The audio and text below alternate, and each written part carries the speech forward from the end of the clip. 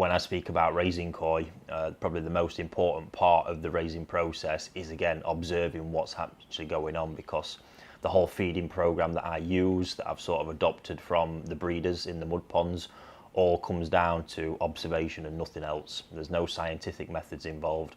You can do for feeding, you can feed based on body weight and percentages of that, but I tend to do it all by eye and actually gauge what's going on. So although there's certain, you know, feeding regimes I'll apply at certain temperatures, getting the amount comes down to observing the fish within a certain feeding window. So just an example, I'll set a 10-minute feeding period each feed, and what I'm actually observing there is how they eat. So when it comes to doing this observation, again, I'll get into the fish houses probably 10 minutes before the feeders are due to go off, just so they don't actually know that I'm there at this point. They get that I'm in the environment, but they're not really sensing my presence, so they behave normally and naturally. And then what I'll do is just sit and observe the feeds from afar to see if they're obviously, you know, particularly keen for it, or likewise, you know, they're not really that fussed about it. And then furthermore from that, you know, when I've got a 10-minute window, I'm also then timing how long it takes from the start of the feed to the end of the feed, because naturally as they grow over the summer, that 10-minute will drop down to 9 minutes, 8 minutes, whatever it is, and I need to start adding more food in order to bring that up to the 10-minute window to compensate for the increase in size that the fish have had.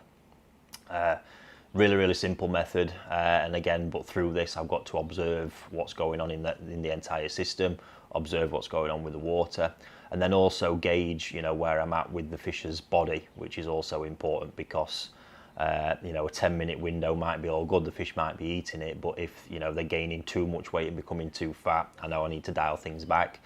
Likewise, I might be feeding heavily but not getting the weight gains that I want, so you know, I might need to look to increase my 10-minute window to a 15-minute window.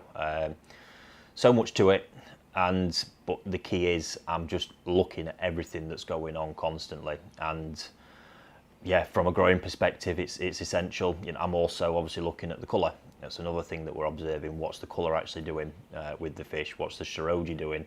If I feed this, I get this result because I observe and see what's happening. And likewise, you know, do the fish need colour food? Are they growing? Is it stretching out a bit too much? Do I need to use 50%? If I'm using that and the colour's still not getting where I want it, do I need to use more? And this is all the things that only your eye can help you with, and actually looking and assessing what's going on in the environment.